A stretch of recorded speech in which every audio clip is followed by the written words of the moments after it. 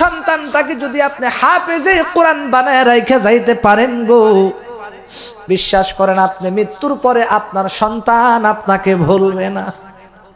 আপনার সন্তান আপনার কবরের পাশে গিয়া যদি চোখের পানি ছাইরা দিয়া মালিককে ডাক দেয়া বলে, প্রভু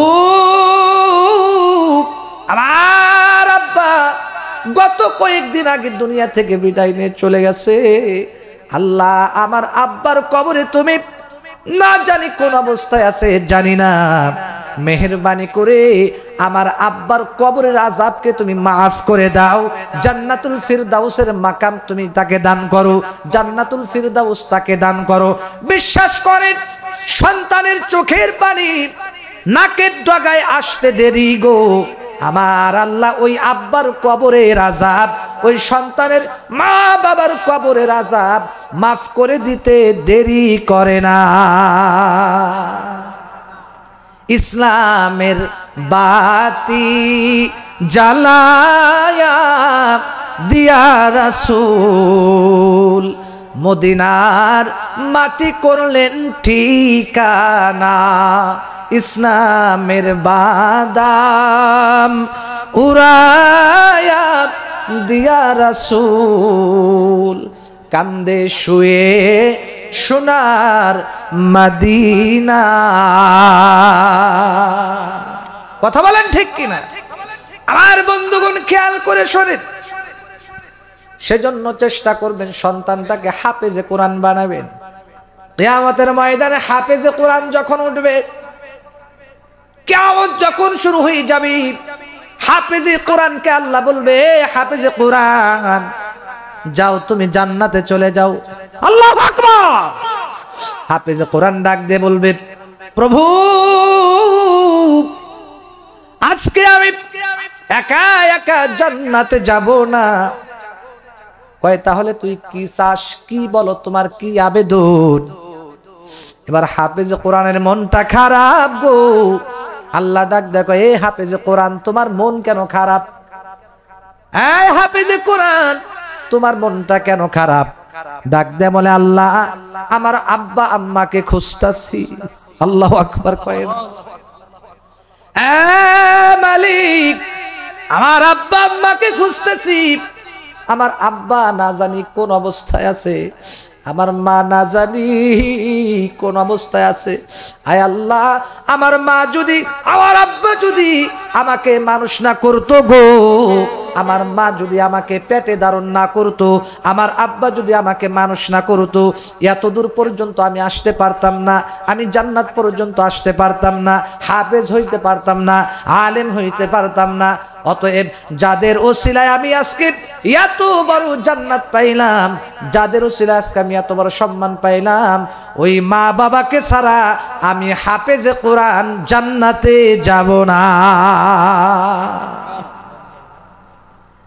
হাফেজে কোরআন ডাক দিয়ে বলি, মালিক আমার মা বাপকে ছাড়া আমি জান্নাতে যাব না, তাড়াতাড়ি কোথায় গো আমার মা বাপকে এনে দাও।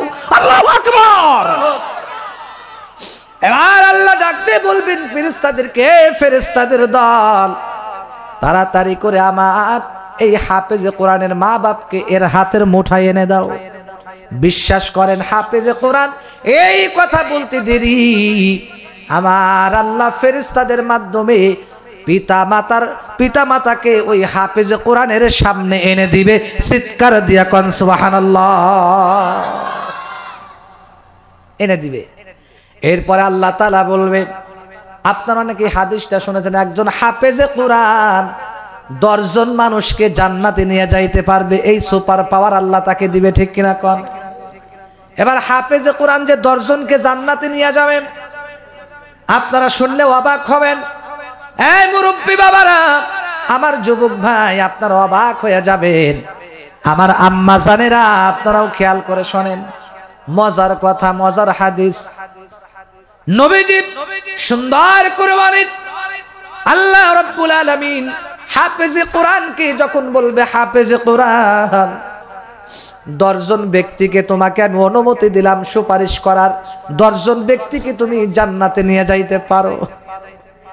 এবার হাফেজে কোরআন সর্বপ্রথম তার আব্বার হাত ধরবে, সুবহানাল্লাহ কয় না? প্রথমে ধরবে তার আব্বার হাত, এরপরে ধরবে তার মায়ের হাত, এরপরে ধরবে তার দাদার হাত, এরপরে ধরবে তার দাদির হাত, এরপরে ধরবে তার নানার হাত, এরপরে ধরবে তার নানির হাত, এরপরে ধরবে তার শ্বশুরের হাত, এরপরে ধরবে তার শাশুড়ির হাত, এরপরে ধরবে তার আত্মীয় স্বজন। এইভাবে ধারাবাহিকভাবে যারা কাছের একদম রক্তের আত্মীয়, এইভাবে 10 জন ব্যক্তির হাত ধরে হাফেজে কোরআন সম্মানের সাথে জান্নাতে চলে যাবে। ও গো নবীর উম্মতেরা, হইয়া আজি দিশাহারা, কোরআন হাদিস ছেড়ে চলো যখন যাহা চাই মনে, নবী বিনে কে পারাবে পুল সিরাত মিজানে, নবী বিনে কে পারাবে পুল সিরাত মিজানে। চলো চলো চলো মুমিন চলো নবীর সন্ধানে, নবী বিনে কে পারাবে পুল সিরাত মিজানে। ওগো নবীর উম্মতেরা, হইয়া আজি দিশাহারা। দিন আমরা সূরা ইয়াসিনের তেলাওয়াত করব, বলেন ইনশাআল্লাহ। একজন যেন মিস না হয়, বলেন ইনশাআল্লাহ। একজনের যেন মিস না হয়। মা বোন যারা আছেন, আম্মা জানেরা যারা আছেন, আপনারা প্রতিদিন সূরা ইয়াসিন তেলাওয়াত করবেন। সূরা ইয়াসিনটা 23 নম্বর পারায় আছে, 22 পারায় আছে লাস্টের দিকে। 23 নম্বর পারা ওমালিয়ালা আবুদুল্লাযী ফাতারানি ওয়া ইলাইহি তুরজাউন থেকে। আর সূরা ইয়াসিনটা পড়েছে হলো 22 পারার 19 নম্বর পৃষ্ঠায়। আপনারা দেখে নেবেন, মোটামুটি 5 পৃষ্ঠার মতো। ব্যাপারই না পড়লে, আপনি পড়তে পড়তে তখন অভ্যাস হয়ে যাবে, আপনি পড়তে পারেন। কথা বলেন ঠিক কিনা?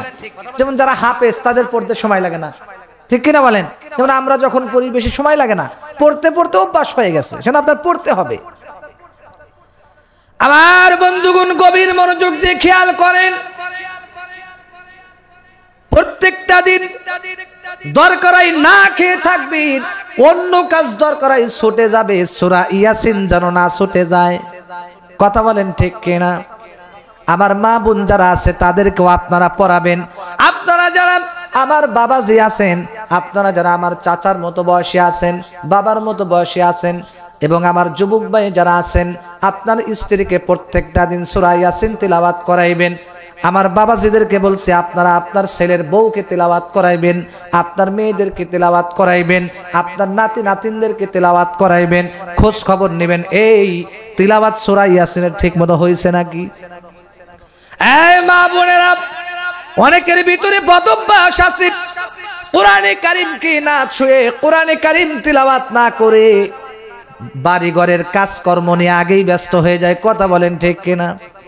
অনেকেই থাল বাসন নিয়ে ব্যস্ত হয়ে যায়, অনেকেই উঠান ঝাড়ু দেওয়ার জন্য ঝাড়ু নিয়ে ব্যস্ত, অনেকেই রান্না বাড়ি নিয়ে ব্যস্ত, অনেকেই গরু বাছুর পালার জন্য ব্যস্ত, অনেকেই গোবরের লাদা নিয়ে, গরুর গোবরের লাদা নিয়ে ব্যস্ত, অনেকেই বিভিন্ন কৃষি কাজ নিয়ে ব্যস্ত, অনেকেই বিভিন্ন সংসারের কাজ নিয়ে ব্যস্ত হয়ে যায়।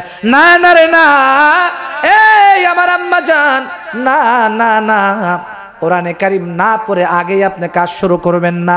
বিশ্বাস করেন, বিশ্বাস করেন, প্রত্যেকটা দিন যদি আপনি সূরা ইয়াসিন তিলাওয়াত করে যদি এরপরে কাজে নাইমা পড়েন, বিশ্বাস করেন আমার আল্লাহ আপনার কাজের ভিতরে বরকত দান করবে। ওই সংসারেও বরকত দিবে, আপনার কাজেও বরকত দিবে। সুবহানাল্লাহ বলেন। আমার বন্ধুগণ গভীর মনোযোগ দেন। আল্লাহর নবী, বিশ্ব নবী মুহাম্মাদুর রাসূলুল্লাহ সুন্দর করে জানিয়ে দেয় যে ঘরের ভিতরে কোরআনে কারীমের তিলাওয়াত হয়, ওই ঘরের ভিতরে শয়তান বাসা বাঁধতে পারে না। সুবহানাল্লাহ কয় না? যেই ঘরের ভিতরে সূরা ইয়াসিনের তিলাওয়াত হয়, কোরআনে কারীমের তিলাওয়াত হয়, ওই ঘরের ভিতরে শয়তান বাসা বাঁধতে পারে না, শয়তান আশ্রয় নিতে পারে না। শুধু তাই নয়, আর যে ঘরের ভিতরে কোরআনে কারীমের তিলাওয়াত হয় না গো, আল্লাহর নবী বলে ওই ঘরের ভিতরে শয়তান বাসা বাঁধে।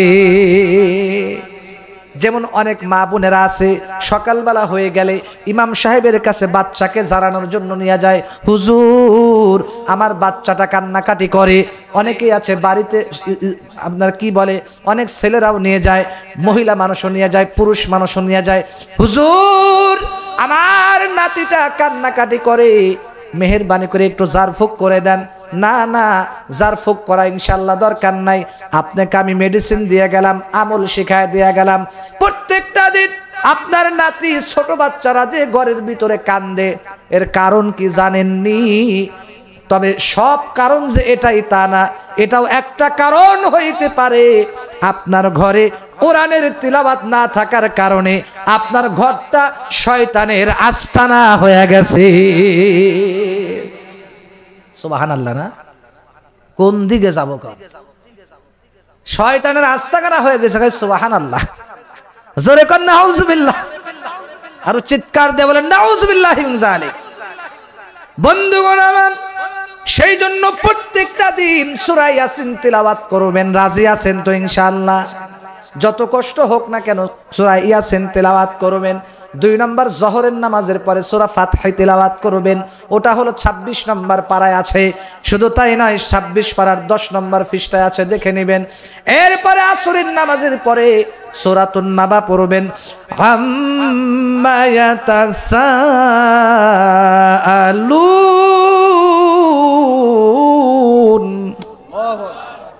আল্লাহর নবী বলেন আসরের নামাজের পরে সূরা নাবা আপনারা তিলাওয়াত করবেন।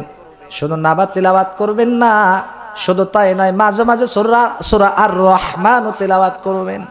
নবীজি বলে যেই ঘরের ভিতরে সূরা বাকারার তিলাওয়াত হবে, ওই ঘরের ভিতরে আল্লাহ শান্তি দিবে, ওই ঘরের ভিতর থেকে আল্লাহ মুসিবত দূর করে দিবে। ওই ঘরের ভিতরে যদি কেউ ঋণগ্রস্ত হয়ে থাকে, আল্লাহ ঋণগুলা দূর করে দিবে। শুধু তাই নয়, যেই ঘরের ভিতরে সূরা বাকারা তিলাওয়াত হয়, ওই ঘরের ভিতরে জিন জাতি প্রবেশ করতে পারে না, চোর ডাকাত প্রবেশ করতে পারবে না, কোনো শত্রু আক্রমণ করতে পারবে না। এরে যুবক, যেই ঘরের ভিতরে সূরা বাকারার তিলাওয়াত হবে, ওই ঘরের ভিতরে আল্লাহ রিজিকে বরকত দিবে, রিজিক দিয়া ভইরা দিবে। সেই জন্য যদি পারেন সূরা বাকারাও মাঝে মাঝে তিলাওয়াত করবেন। শুধু পুরাটাই যদি না পড়তে পারেন, আপনি যতটুকুন পারেন ওখান থেকে পড়েন, ঠিক কিনা কন? আল্লাহ তাও আপনাকে সওয়াব দিবে, পড়লেই লাভ, পড়লেই লাভ। আমার ভাইরা, যদি আপনার রিজিকের মধ্যে আরো বরকত বাড়াইতে চান গো, তাহলে আপনি সূরা আর রহমান বেশি বেশি তিলাওয়াত করবেন। সুবহানাল্লাহ কয় না? কত সুন্দর তিলাওয়াত, আর রহমান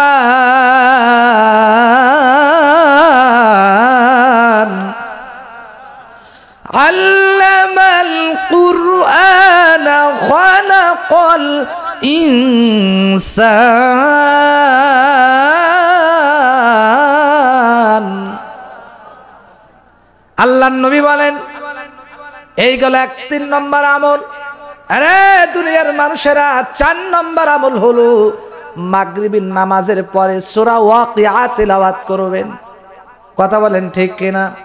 27 নম্বর পারা 13 নম্বর পৃষ্ঠায় আছে, গভীর মনোযোগ দিয়ে খেয়াল করেন। সূরা ওয়াকিয়াটা তিলাওয়াত করবেন। আপনারা বলবেন হুজুর সূরা ওয়াকিয়া তিলাওয়াত করলে আবার কি লাভ? লাভ আছে অবশ্যই।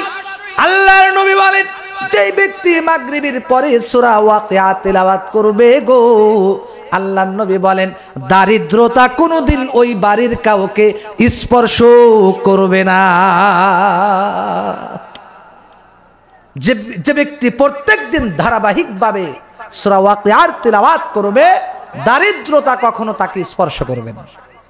আল্লাহ তাআলা তার রিজিকে বরকত দিবে, 2 হাত টাকা দিয়ে ভইরা দিবে। ওয়া হুয়া লা ইয়াহতাসিব, কোথা থেকে রিজিক আসবে সে ধারণাও করতে পারবে না। সুবহানাল্লাহ কয় না? রিজিকের টেনশন হবে না। আমার আল্লাহ আপনাকে সম্মান দিয়া ভরে দিবে, টাকা দিয়া ভইরা দিবে, পয়সা দিয়া বইরা দিবে, রিজিক দিয়া আপনার 2 হাত বইরা দিবে। কোনো সময় আপনার বাড়িতে চাউল ডাউল কম পড়বে না, তেল কম পড়বে না, চাউল কম পড়বে না, টাকা পয়সা কম পড়বে না, সম্মানের ঘাটতি হবে না, কোনো কিছুর ঘাটতি হবে না। সব সময় আমার আল্লাহ রিজিক দিয়া ওই ঘরটাকে শান্তি দিয়া ভরপুর রাখবে। সেজন্য সূরা ওয়াকিয়া পড়া দরকার নাই নাকি? ও যেন কি মাথা জাগাচ্ছে? জি, একটু তাল মিলে তাল ঠিক রাখে সূরা ওয়াকিয়া পড়া দরকার আছে না নাই? আমরা যারা পড়তে পারি না অবশ্যই আমরা শিখবো, রাজি আছেন তো? ভাই, আমরা যারা পড়তে পারি না সূরা ওয়াকিয়াটা সুন্দর করে শিখবো। ইযা ওয়াকাআতিল ওয়াকিআ লাইসা লিওয়াকাআতিহা কাযিবা খাফিদাতুর রাফিআ। আল্লাহু আকবার বলে না? আরো চিৎকার দেবেন আল্লাহু আকবার। এরপরে সূরা মুজাম্মিল তেলাওয়াত করবেন। ইয়া আইয়ুহাল মুজাম্মিল কুমিল লাইলা ইল্লা কলিলা নিসফাহু আবিনকুস মিনহু কলিলা আও জিদ আলাইহি ওয়ারাত্তিলিল কুরআনা তারতিলা। আমার আল্লাহ বলেন, সুন্দর করে কোরআনে সুন্দর করে বর্ণনা করে দিয়েছেন। আমার ভাই রে, আল্লাহর নবী সুন্দর করে বলে দিয়েছে মাগরিবের পরে সূরা ওয়াকিয়া তোমরা তেলাওয়াত কইরো। আজকে ঘরের ভিতরে বেশিরভাগ জায়গা দেখা যায়, এখন যদি জিজ্ঞাসা করে সূরা ওয়াকিয়া কারা কারা পড়ছেন, অনেক মানুষ ফেল করবে, হাত তুলবে না, ঠিক কিনা কোন? আজকে আসল কাজের খবর নাই, নকল নিয়ে টানাটানি। যদি জিজ্ঞাসা করা হয় ভাই তোমার কি অবস্থা, কেমন আছো তুমি, তোমার সংসারের কি অবস্থা, টাকা পয়সার কি অবস্থা, রিজিকের কি অবস্থা, সংসারের কি অবস্থা, ডাক দেয়া বলে ভাই রে আমার টাকা পয়সায় খুব ঘাটতি আছি, খুব অশান্তিতে আছি, চাকরি নাই, বাড়ি নাই, সম্মান নাই, চাউল নাই, কিচ্ছু নাই, সব ফুরে গেছে, আমার একদম আমি গরিব হয়ে গেছি, হাতের অবস্থা একেবারে খারাপ। ও আমার প্রাণের ভাই, তুমি কেন কেন এইরকম হয়ে গেলা? তুমি তো হাত তো খারাপ, তো অবস্থা হবে, এই কেন হবে না, কেন হবে না? তোমার হাত খালি হবে না, তে কার হাত খালি হবে? তোমার সংসারে ঘাটতি আসবে না, তে কার সংসারে ঘাটতি আসবে? তুমি বিশ্বাস করো আল্লাহর নবীর কথা কোনোদিন মিথ্যা হইতে পারে না, কথা বলেন ঠিক কিনা? সেই জন্য জিজ্ঞাসা করলে খালি বলো আমার ওটা নাই, সেইটা নাই, আমি অশান্তিতে আছি, খাদ্য নাই, কিছু নাই। পাশের বাড়িতে গিয়ে হাতে পাই ধরো, ভাই রে মেহেরবানি করে আমাকে কিছু দেন, আমি খুব অসহায় আছি, আছে না নাই এরকম? ভাই রে আমি খুব বিপদে আছি, হাতে পাই ধরে, তাড়াতাড়ি আমাকে হেল্প করেন, কিছু টাকা দেন বা কিছু যে কোনো একটা সহযোগিতা করেন। অথচ আসল কাজের খবর নাই। ও আমার কলেজার টুকরা যুবক ভাই, তুমি যদি প্রত্যেকটা দিন 5 ওয়াক্ত নামাজ জামাতের সাথে আদায় করতা, নামাজ পড়তে কিন্তু টাকা লাগে না, নামাজ পড়তে কিন্তু পয়সা লাগে না রে ভাই, নামাজ পড়তে কিন্তু এত কিন্তু কষ্ট করা লাগে না, অর্থ দেওয়া লাগে না, টাকা দেওয়া লাগে না। নামাজ পড়বা, 5 ওয়াক্ত নামাজ যদি জামাতের সাথে প্রত্যেকটা দিন আদায় করতে পারতারে যুবক, 5 ওয়াক্ত নামাজের পরে প্রত্যেকটা দিন যদি আপনি সূরা ওয়াকিয়া মাগরিবের পরে তেলাওয়াত করতে পারতেন, আমার বিশ্বাস আল্লাহর নবীর হাদিস অনুযায়ী আমার আল্লাহ আপনাকে আপনার ফ্যামিলিতে অভাব অনটন দিতেন না। সারাদিন টানেন খালি বিড়ি, কোরআনের খবর নাই, নামাজের খবর নাই, টানেন বিড়ি আর 4 হোস্টেলে অনেকেই বসে আবার কি কয় জানেন? হায় হায় হায়, সমাজে ভালো মানুষ পাইলাম না, আছে না অনেকে 4 হোস্টেলে বসে কি করে জানেন? বিড়ি টানে আর বলে সমাজে ভালো মানুষ পাইলাম না গো, সমাজে ভালো মানুষ নাই। উনি বিড়ি টানে 4 হোস্টেলে আর কি বলে সমাজে ভালো মানুষ নাই, উনি খুব ভালো মানুষ, উনি খুব ভালো মানুষ, যে বিড়ি টানছে বসে উনি খুব ভালো। এরকম লোক সমাজে আছে না নয়? আরে ভাই তুমি আগে ভালো হও, তুমি বিড়ি খাও, নামাজ পড়ো না, কোরআন তিলাওয়াত নাই, কিচ্ছু নাই, তোমার ঘরে অভাব আসবে না, কার ঘরে অভাব আসবে? সেই জন্য ভাই আজকে তোমার এত অভাব অনটন, কারণ হলো কোরআনে কারীমকে আজকে তুমি ভুলে গেছো, কোরআনে কারীম পড়ো না। তবে দুঃখজনক কথা হলো নিজে তো শেখো নাই, তোমার সন্তান যে আছে সন্তান তাকেও তুমি কোরআন শিক্ষা দাও না। কথা বলেন ঠিক কিনা? যারা বয়স হয়ে গেছে শেখার আর সুযোগ নাই, আমি আপনাকে বলবো আপনার আর একটা চান্স আছে। আপনার সন্তানটাকে কোরআন শিক্ষা দেন, হাদিস শিক্ষা দেন, আপনার মেয়েটাকে কোরআন শিক্ষা দেন। বিশ্বাস করেন আপনারা অবাক হয়ে যাবেন। আপনি যদি কোরআন না পড়তে পারেন, নামাজ আপনি যদি সঠিকভাবে কোরআনটা না শিখতে পারেন, আপনার সন্তানটাকে যদি আল্লাহকে রাজি খুশি করার উদ্দেশ্যে ইখলাসের নিয়তে যদি আপনার সন্তানটাকে যদি একজন হক্কানি হাফেজ বানায় রাইখা যান, আলেম বানায় রাইখা যান, কিয়ামতের ময়দানে আল্লাহর নবী বলেন ওই হাফেজে কোরআনটা আপনাকে সুপারিশ করে জান্নাতে নিয়ে যাবে। কার লাগিয়া কান্দো তুমি, কার লাগিয়া হাসো, যে তোমারে করলো সৃজন তাকেই ভুলে আছো। ঠিক কিনা কোন? কার লাগিয়া কান্দো তুমি, কার লাগিয়া হাসো, যে তোমারে করলো সৃজন তাকেই ভুলে আছো। আমার ভাইরা গভীর মনোযোগ দিয়ে খেয়াল করেন, সময় কিন্তু 9:45 কি বলে 35 বেজে গেছে। শেষ করে দেই নাকি? শেষ করব নাকি চলবে? বেশি সময় নেব না, অল্প সময় শেষ করব। আপনাদের কষ্ট হচ্ছে না তো? ইনশাআল্লাহ চলবে তো ইনশাআল্লাহ? কারা কারা চলবে হাত উঁচু করে আল্লাহরে দেখা। লিল্লাহে তাকবীর, নারায়ে তাকবীর। হাত নামান, আল্লাহ কবুল করুক। জোরে কোন আমিন। বন্ধুগণ আমার, এই যে সূরা ওয়াকিয়া তেলাওয়াত করবেন, এত কাহিনী আমি আর বলতে যাব না। আমি মূল পয়েন্টগুলা তাড়াতাড়ি শেষ করব, কারণ সময় বেশি নাই। মাগরিবের পরে সূরা ওয়াকিয়া প্রত্যেকটা দিন তেলাওয়াত করবেন। আপনাদেরকেও বলি এবং আমার মা বোন যারা শুনতেছেন মা বোনদেরকে অনুরোধ করে বলতাছি, আমার মা বোনেরাও আজকের থেকে পাক্কা নিয়াত করেন। আজকে ঘরের ভিতরে শান্তি আসবে কি? কারণ আজকে ঘরের ভিতরে শান্তি না থাকার কারণ হলো ঘরের ভিতরে কোরআনটাকে না পইরা শয়তানের বাক্স ঘরের মধ্যে ঢুকাইছে। আছে না নাই? ঘরের ভিতরে 24 ঘন্টা রঙিন টেলিভিশন চলে। বিশ্বাস করেন, যে ঘরের ভিতরে রঙিন টেলিভিশন 24টা ঘন্টা চলবে গো, আপনারা মাসআলা ভালো করেই বুঝবেন। আপনারা তো ভাত খান, চাউল খান, অবশ্যই বুঝবেন। অনেকেই বলে হুজুর আমরা মূর্খ মানুষ, বুঝি না। আপনি বোঝেন না? না, যদি 1 লক্ষ টাকা দেই গুনে নেন, তখন তো 1 টাকাও যদি কম পড়ে তখন হুজুর 1 টাকা কম পড়ছে, 99,999 টাকা আছে, 1 টাকা কম, তখন তো ঠিকই বোঝেন। ইসলামের বেলায় কম বোঝেন না, অথচ সবই বোঝেন। ঠিক কিনা?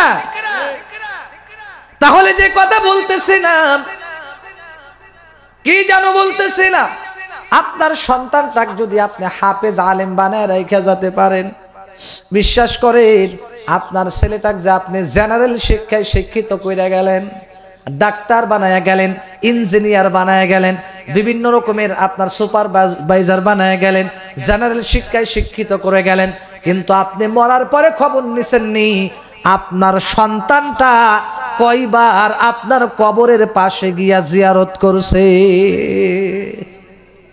কয়বার জিয়ারত করছে? কয়জন করে? আছে কিছু ছেলেরা আছে জিয়ারত করে, কিন্তু বেশিরভাগ কি জিয়ারত করে না। কথা বলেন ঠিক কিনা? জিয়ারত করে না, খবর নেই। আর দেখবেন আপনার সন্তানটাকে যদি আপনি হাফেজে কোরআন বানায় রাইখা যাইতে পারেন গো, বিশ্বাস করেন আপনি মৃত্যুর পরে আপনার সন্তান আপনাকে ভুলবে না। আপনার সন্তান আপনার কবরের পাশে গিয়া যদি চোখের পানি ছাইরা দিয়া মালিককে ডাক দেয়া বলে, প্রভু আমার আব্বা গত কয়েকদিন আগে দুনিয়া থেকে বিদায় নিয়ে চলে গেছে, আল্লাহ আমার আব্বার কবরে তুমি না জানি কোন অবস্থায় আছে জানি না, মেহেরবানি করে আমার আব্বার কবরের আযাবকে তুমি মাফ করে দাও, জান্নাতুল ফিরদাউসের মাকাম তুমি তাকে দান করো, জান্নাতুল ফিরদাউস তাকে দান করো। বিশ্বাস করেন সন্তানের চোখের পানি নাকের ডগায় আসতে দেরি গো, আমার আল্লাহ ওই আব্বার কবরের আযাব, ওই সন্তানের মা বাবার কবরের আযাব মাফ করে দিতে দেরি করে না। ইসলামের বাতি জ্বালায়া দিয়া রাসূল মদিনার মাটি করলেন ঠিকানা, ইসলামের বাদাম উড়ায়া দিয়া রাসূল কান্দে শুয়ে সোনার মদিনা। কথা বলেন ঠিক কিনা? আমার বন্ধুগণ খেয়াল করে শোনেন, সেজন্য চেষ্টা করবেন সন্তানটাকে হাফেজে কোরআন বানাবেন। কিয়ামতের ময়দানে হাফেজে কোরআন যখন উঠবে, কিয়ামত যখন শুরু হয়ে যাবে, হাফেজে কোরআনকে আল্লাহ বলবে, হাফেজে কোরআন যাও তুমি জান্নাতে চলে যাও। আল্লাহু আকবার। হাফেজে কোরআন ডাক দিয়ে বলবে, প্রভু আজকে আমি একা একা জান্নাতে যাব না। কয় তাহলে তুই কি চাস, কি বলো, তোমার কি আবেদন? এবার হাফেজে কোরআনের মনটা খারাপ গো। আল্লাহ ডাক দেখো, এ হাফেজে কোরআন তোমার মন কেন খারাপ? এই হাফেজে কোরআন তোমার মনটা কেন খারাপ? ডাক দে বলে, আল্লাহ আমার আব্বা আম্মাকে খুঁজতাছি। আল্লাহু আকবার কয়, এ মালিক আমার আব্বা আম্মাকে খুঁজতেছি। আমার আব্বা না জানি কোন অবস্থায় আছে, আমার মা না জানি কোন অবস্থায় আছে। আয় আল্লাহ আমার মা যদি, আমার আব্বা যদি আমাকে মানুষ না করতো গো, আমার মা যদি আমাকে পেটে ধারণ না করতো, আমার আব্বা যদি আমাকে মানুষ না করতো, এত দূর পর্যন্ত আমি আসতে পারতাম না, আমি জান্নাত পর্যন্ত আসতে পারতাম না, হাফেজ হইতে পারতাম না, আলেম হইতে পারতাম না। অতএব যাদের ওসিলায় আমি আজকে এত বড় জান্নাত পাইলাম, যাদের ওসিলায় আজকে আমি এত বড় সম্মান পাইলাম, ওই মা বাবাকে ছাড়া আমি হাফেজে কোরআন জান্নাতে যাব না। হাফেজে কোরআন ডাক দিয়ে বলি, এ মালিক আমার মা বাপকে ছাড়া আমি জান্নাতে যাব না। তাড়াতাড়ি কোথায় গো আমার মা বাপকে এনে দাও। আল্লাহু আকবার। এবার আল্লাহ ডাক দিয়ে বলবেন ফেরেশতাদেরকে, ফেরেশতাদের দল তাড়াতাড়ি করে আমার এই হাফেজে কোরআনের মা বাপকে এর হাতের মুঠায় এনে দাও। বিশ্বাস করেন হাফেজে কোরআন এই কথা বলতে দেরি, আমার আল্লাহ ফেরেশতাদের মাধ্যমে পিতা মাতাকে ওই হাফেজে কোরআনের সামনে এনে দিবে। চিৎকার দিয়া কোন সুবহানাল্লাহ। এনে দিবে।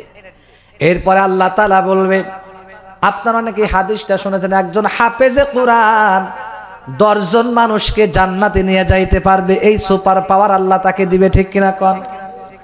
এবার হাফেজে কোরআন যে 10 জনকে জান্নাতে নিয়ে যাবেন, আপনারা শুনলে অবাক হবেন। এই মুরব্বী বাবারা, আমার যুবক ভাই, আপনারা অবাক হয়ে যাবেন। আমার আম্মা জানেরা, আপনারাও খেয়াল করে শোনেন। মজার কথা, মজার হাদিস। নবীজি সুন্দর করে বলেন, আল্লাহ রাব্বুল আলামিন হাফেজে কোরআনকে যখন বলবে, হাফেজে কোরআন 10 জন ব্যক্তিকে তোমাকে আমি অনুমতি দিলাম সুপারিশ করার, 10 জন ব্যক্তিকে তুমি জান্নাতে নিয়ে যাইতে পারো। এবার হাফেজে কোরআন সর্বপ্রথম তার আব্বার হাত ধরবে। সুবহানাল্লাহ কয় না?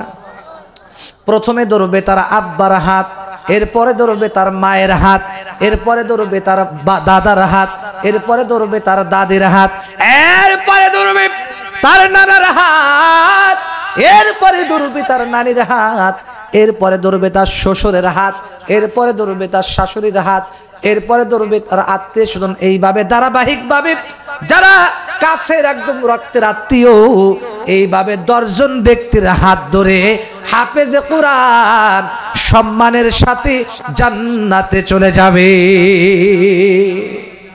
ও গো নবীর উম্মতেরা হইয়া আজি দিশাহারা, কোরআন হাদিস ছেড়ে চলো যখন যাহা চাই মনে, নবী বিনে কে পারাবে পুল সিরাত মিজানে, নবী বিনে কে পারাবে পুল সিরাত মিজানে। চলো চলো চলো মুমিন চলো নবীর সন্ধানে, নবী বিনে কে পারাবে পুল সিরাত মিজানে। ওগো নবীর উম্মতেরা হইয়া আজি দিশাহারা। স্ত্রীকে 3 পিস দিতে অনেকে আছে 3 মাসেও 3 পিস দেয় না, আছে না নাই?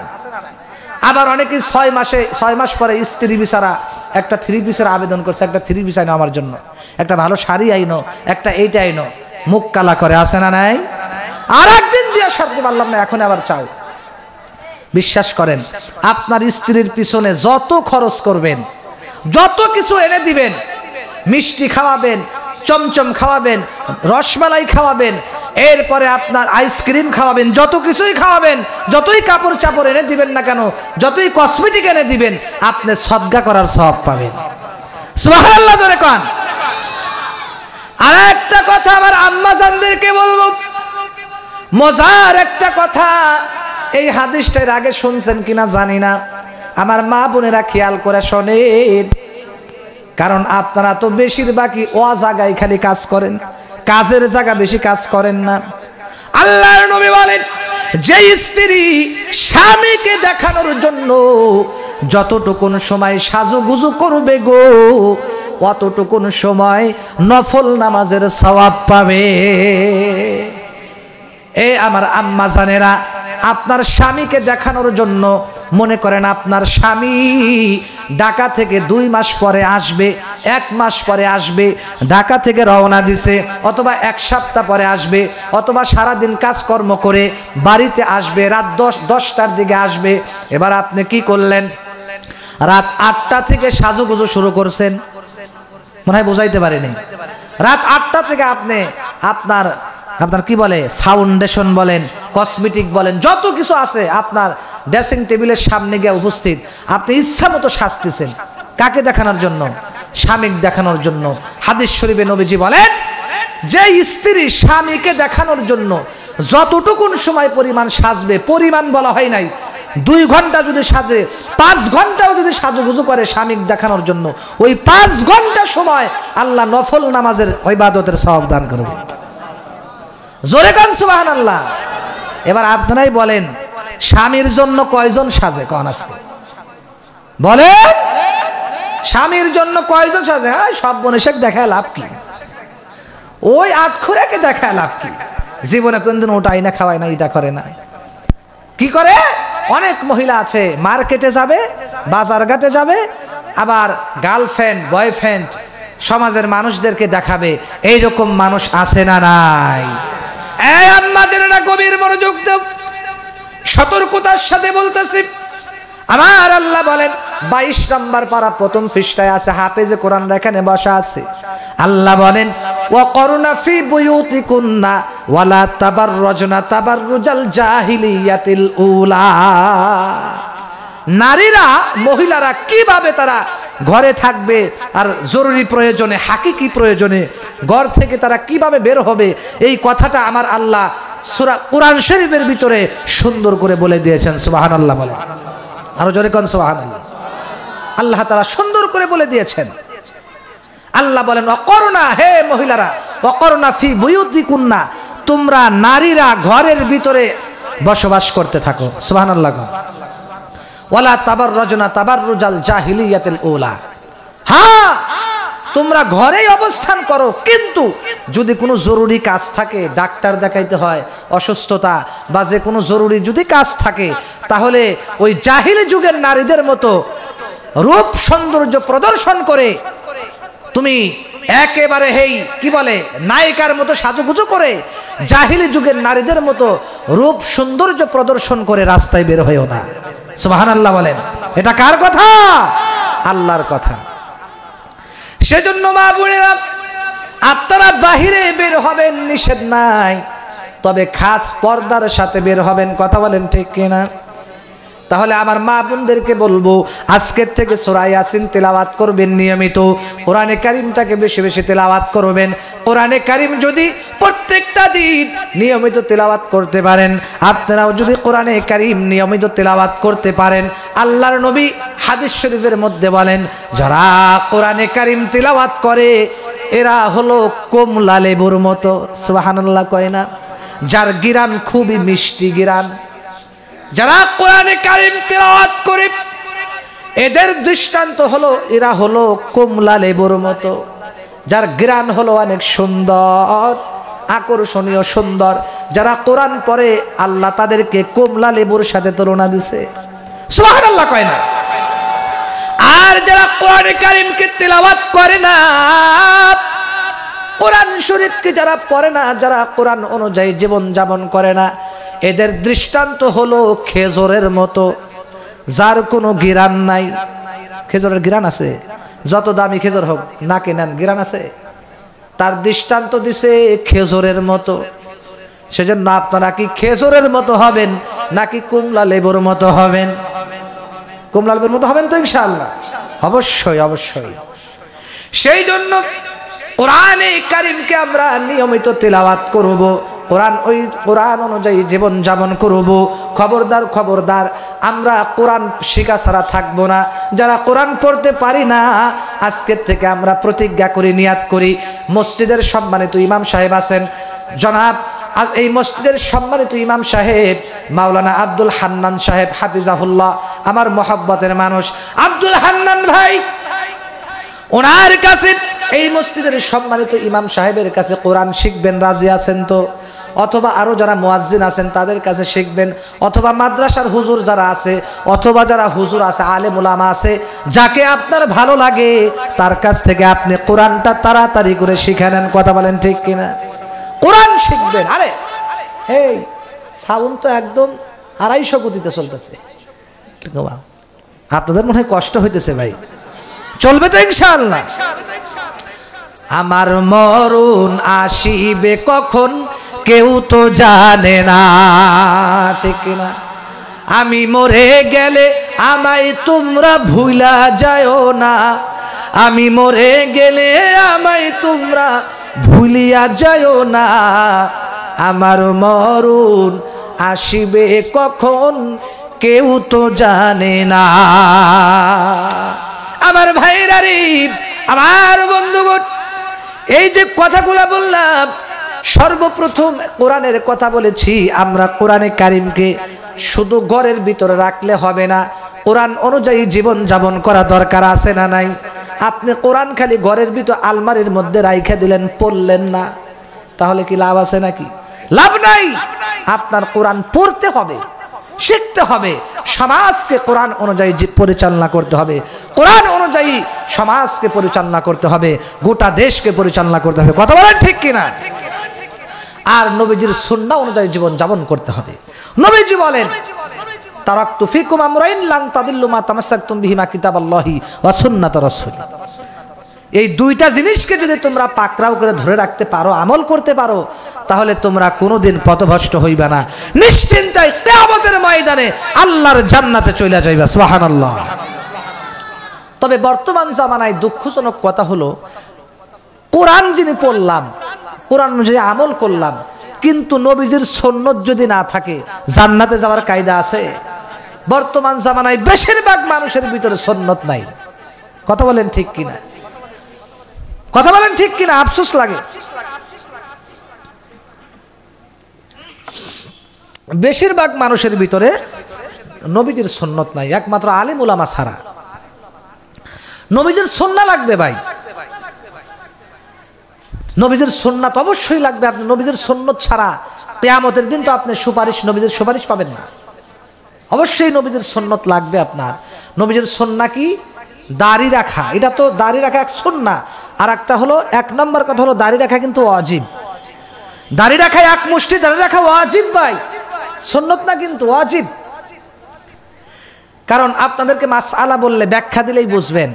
বলেন তো দেখি আপনারা, দাড়ি কাটলে কি গুনাহ? কবিরা গুনাহ। কবিরা গুনাহ মানে বড় গুনাহটা, দাড়ি কাটলে কবিরা গুনাহ। তাহলে দাড়ি রাখাও সুন্নাহ, আবার দস্তরখানা বিছায় খানা খাওয়া এটাও কি সুন্নাহ। মাথায় টুপি দেওয়া এটাও কি সুন্নাহ। কিতাবে কোথাও কি পেয়েছেন মাথায় টুপি না দিলে কবিরা গুনাহ হবে? আছে? আপনি কি পেয়েছেন নাকি দস্তরখানা বিছিয়ে না খানা খাইলে আপনার কবিরা গুনাহ হবে? শুধু তাই নয়, পাঞ্জাবি গায়ে না দিলে আপনার কবিরা গুনাহ হবে। পাগড়ি মাথায় দিয়া নামাজ না পড়লে আপনার কবিরা গুনাহ হবে। আছে নাকি? না রে মুমিন না। একমাত্র কেবলমাত্র দাড়ির ব্যাপারে এই কথা কেন আসলো? মুহাদ্দিসিনে কিরামগণ এই হাদিসের ব্যাখ্যার মধ্যে বলেন, দাড়ি রাখা এক পর্যায়ে এক riwayতের মধ্যে আছে, দাড়ি রাখা হলো এক দৃষ্টিকোণ থেকে সুন্নাহ, আর এক মুষ্টি পরিমাণ রাখা হলো ওয়াজিব। ওয়াজিব আপনার রাখতেই হবে। নবীজির সুন্নতে আপনার রঙে রঙিন্বিত হইতে হবে, মদিনাওয়ালার রঙে আপনার রঙিন্বিত হতে হবে। এরে যুবক, শুধু তাই নয়, নবীজি যেই কাটিং এ চুল কাটতেন ওই কাটিং এ আপনার চুলের কাটিং দিতে হবে। কথা বলেন ঠিক কিনা? আজকে বর্তমান যুবকদেরকে বলতে চাই, অনেকে আছে নেইমার মার্কা কাটিং দেয়, আছে না নাই? মেসির কাটিং দেয়, মুরগি মার্কা কাটিং দেয়, বিভিন্ন আবিজাবি কাটিং দেয়, আছে না নাই? আমি তোমাকে বলবো, এই দুনিয়ার ভিতরে নবীজির আদর্শের চাইতে দামি আর কোন আদর্শ আছে নাকি? আহা, যেই নবীর জন্য মানুষ এত পাগল হইল, বনের পশু পাখিরাও পাগল হইল, এত দামি নবী, এই নবীকে আজকে তোমরা চিনলা না। রাস্তার ভিতরে মেঘের ছায়া, আকাশ থেকে মেঘের ছায়া নবীজিকে সালাম, মেঘের ছায়া নবীজিকে ছায়া দেয় যাতে রোদ বেশি না লাগে। আল্লাহর নবীকে বনের হরিণরা পর্যন্ত সালাম দেয়, দুঃখের কথা নবীজির কাছে প্রকাশ করে। আল্লাহর নবীর কাছে অনেক মানুষ এসে সালাম দেয়, কত ইহুদি খ্রিস্টানরা কালেমা পয়রা মুসলমান হয়েছে। আল্লাহর নবী একদিন কোরআন তিলাওয়াত করতেছেন, নবীজি কোরআন তিলাওয়াত এত সুন্দর, এত মধুর, এত জাদুর কোরআন তিলাওয়াত, আমার আল্লাহ নবীজির কণ্ঠের ভিতরে এত মধু দান করছে, সুবহানাল্লাহ। নবীজি সুন্দর করে কোরআনে কারীম তিলাওয়াত করতেছে গো, হঠাৎ করে অনেক দূর থেকে কিছু আগন্তুক, কিছু লোকেরা, মেহমানেরা হজ করার জন্য এসেছেন। এবার তারা যখন নবীজিকে দেখার জন্য যাবে, আবু জাহেল গিয়া তাদেরকে বলতেছে, এই মক্কার হাজিরা রে, খবরদার খবরদার, ওই জায়গা তোমরা যাও না, ওখানে কিন্তু একটা মক্কার পাগল বসা আছে। নাউজুবিল্লাহ কোন। দেখবেন সমাজের মানুষ কিন্তু যেখানে যাইতে নিষেধ করে ওখানেই কিন্তু যাওয়ার জন্য আরো বেশি পাগল হয়। না জানে কি আছে, দেখি যাই তো দেখি, না জানে কি আছে। আবু জাহেল মানুষদেরকে তিনি আরো দাওয়াত দিতেছেন, আরো বেশি করে প্রচার করতেছে, ঠিক কিনা? দেখি কেমন পাগল, পাগলটার একটু দেখে আসি, সুবহানাল্লাহ কোন। পাগলটাকে দেখে আসি, দেখি কেমন পাগল। আল্লাহর নবীকে দেখার জন্য এবার তারা ওখানে চলে গেল। বিশ্বাস করেন, বিশ্বাস করেন, আল্লাহর নবীর চেহারা দেখা সবাই অবাক হয়ে গেছে। এত সুন্দর চেহারার মানুষ কখনোই পাগল হইতে পারে না। লিল্লাহে তাকবীর। আল কোরআনের আলো, প্রধান বক্তার আগমন, প্রধান বক্তার আগমন। আজকের মাহফিলের পক্ষ থেকে, আজকের মাহফিলের পক্ষ থেকে মাওলানা মুফতি লিয়াকত হোসেন জিহাদি সাহেব জিন্দাবাদ। লিল্লাহে তাকবীর। আর ভাই, এই হুজুরকে চেয়ার দেন, চেয়ার দেন, চেয়ার দেন, আমার ভাই যান চলে আসছে, আমার বড় ভাই, খুব মহব্বতের ভাই, আমাকে স্নেহ করেন, ভালোবাসেন, আমিও তাকে মহব্বত করি।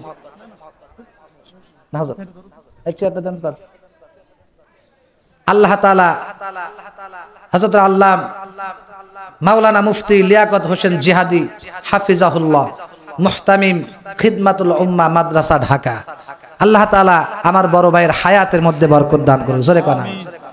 আল্লাহ তাআলা তার কণ্ঠে, রিজকে, সম্মানে, হায়াতে, রিজকে আল্লাহ আরো বরকত দান করুন। জোরে কোন আমিন। বহু জায়গায় সফর করেন তিনি, দোয়া করি আল্লাহ তাআলা তাকে গাড়ি ঘোড়ার অ্যাক্সিডেন্ট থেকে, বিভিন্ন দুর্ঘটনা থেকে, শত্রুর হাত থেকে, সব রকমের মুসিবত থেকে আল্লাহ তাআলা আমার ভাইজানকে হেফাজত করুক। জোরে কোন আমিন। আর চিল্লায় বলেন আমিন। প্রধান বক্তা কিন্তু চলে আসছে। এখনো যারা রাস্তাঘাটে, বাজার ঘাটে এখনো যারা চিল্লি মারামারি কিলাকিলি করতেছেন, আর কিলাকিলি কইরেন না ভাই, হাড্ডি গুড্ডি ভেঙে গেছে, আসেন এবার আসেন। আর রাস্তাঘাটে কেউ গল্প করেন না, প্রধান বক্তা চলে আসছে, তাড়াতাড়ি চলে আসেন, আমি এখনই শেষ করব। আমি হুজুরের কাছে 1 থেকে 2 মিনিট সময় নেই, আমি এখনই ইনশাআল্লাহ শেষ করে দেব। সবাই গভীর মনোযোগ দিয়ে খেয়াল করেন যেটা বলতেছিলাম।